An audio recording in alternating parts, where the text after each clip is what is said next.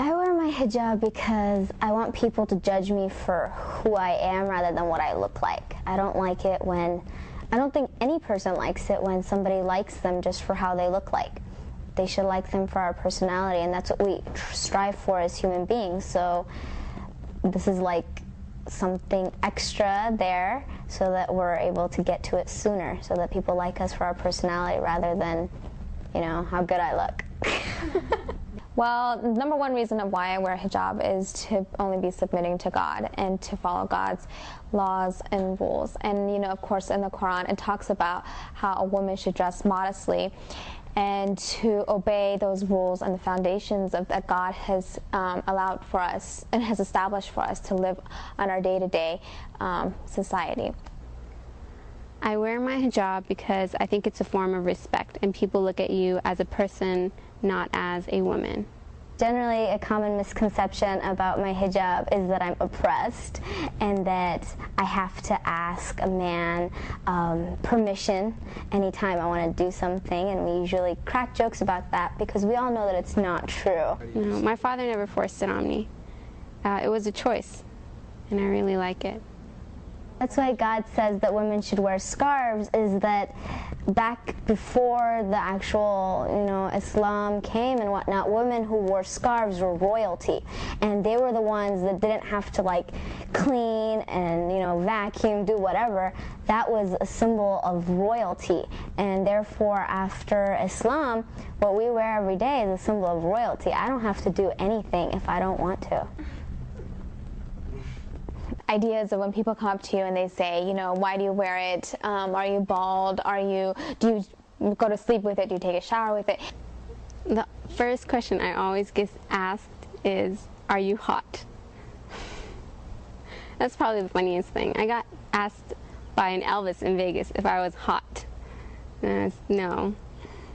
And as you get older, there's more other misconceptions. I mean, especially with today's society and the way it is. People constantly come up to me and they say, does your husband make you wear it? Does your dad make you wear it? Do the men in the family make you wear it? And of course, in a way, it's always talking about oppression and, you know, that allowing for... you know, they think that the men force women to wear that kind of hijab, but in reality, it's not at all that way. And unfortunately, you know, our society isn't educated enough, and we have to educate them and to allow for them to, you know, by our actions and by our faith and by our belief, to, you know, erase all these misconceptions. One of the biggest misconceptions I think people have about the hijab is they always refer to it as something traditional rather than something religious. So they'll be like, stereotype, you're from the Middle East, you wear a hijab, and I would explain to them that no, it's about Islam, it's not about where I'm from. The hijab doesn't hold me back from anything. It allows me to do even more things.